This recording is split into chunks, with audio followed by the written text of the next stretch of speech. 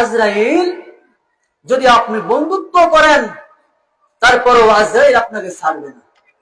যদি কন আজরাইল তোমার সাথে আমি বন্ধু বানাইলাম, তুমি আমার জানটা নিও না, ওই না হবে না, না হবে না।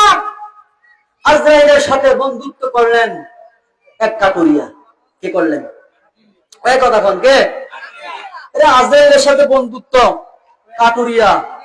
কাটুরিয়া বলতেছে যে আপনার সাথে আমি বন্ধুত্ব করি। করলে আমি তো গরিব মানুষ, কাঠ কেটে খাই।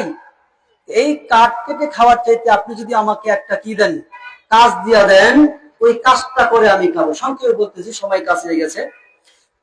তো ওই কাজ করে খাওয়া লাগতে সেটা করবো না, আপনি যেটা দিবেন ওইটা আমি করে খাবো। আজরাইল বললেন ঠিক আছে, তুমি আমার বন্ধু হয়ে যাও, আমি তোমার বন্ধু হয়ে যাই। ঠিক আছে। তুমি এক কাজ করবা, যেখানে মুমূর্ষ ব্যক্তি আছে, অসুস্থ ব্যক্তি আছে, তাদের বাড়িতে বাড়িতে যাইবা।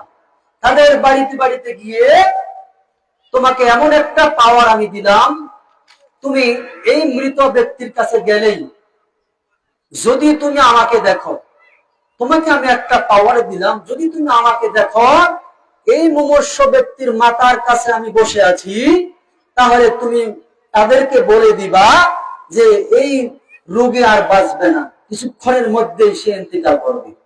কত বড় কথা!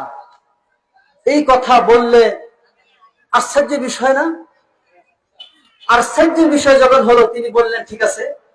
এরকম যখন তারা দেখলেন গ্রামে গুঞ্জে গিয়ে যে লোকগুলো অসুস্থ আছে তাদের কাছে গিয়ে আজরাইলের সাথে তো চুক্তি করাই আছে, যখন তিনি যাইতেন গিয়ে দেখতেন আজরাইল কোনটার পায়ের কাছে বসা, তখন বলতেন যে এটা আরো বাঁচবে। সুবহানাল্লাহ। আবার যখন মাথার কাছে না বাঁচবে না, বিনিময় কি দিতেন? কথা কয় না, কি নিতেন? টাকা দিতে হইব না? আপনি যে হুজুরদের কাছে যান, একটা হু দিয়া দেয়া নিয়ে যায়, নেয়নি? দেননি দেননি দেন না, হাদিয়া হাদিয়া যেটা আর কি। আবার কেউ আছে তাবিজ তোমার কইরা একেবারে কি করে, বাজেট করে। বাজেট করা লাগবে না, বাজেট করা যাবে না। আপনার আল্লাহ তাআলার কালাম দিয়ে আপনি দিবেন, আল্লাহ ভালো করলে আপনাকে খুশি মনে একটা হাদিয়া দিবেন না আপনি? তো তিনি বিনিময়ে কিছু হাদিয়া নিতেন। এই হাদিয়া দ্বারা তিনি চলতেছেন ভালোই, একেবারে চাকজুক ভাবে চলতেছেন। তিনি অনেক বড় লোক হয়ে গেলেন, তার টাকা পয়সা হয়ে গেল অপরিখা। কিন্তু তিনি এমন টাকা পয়সা হলেন, এখন আর আল্লাহকে ডাকে না, আল্লাহর ইবাদত করে না, আল্লাহর ইবাদত থেকে বঞ্চিত হয়ে গেলেন, আল্লাহর ইবাদত থেকে গাফিল হয়ে গেলেন। কেন? আমার এখন আর কোনো কিছুর অভাব নাই, অভাব নাই। এরা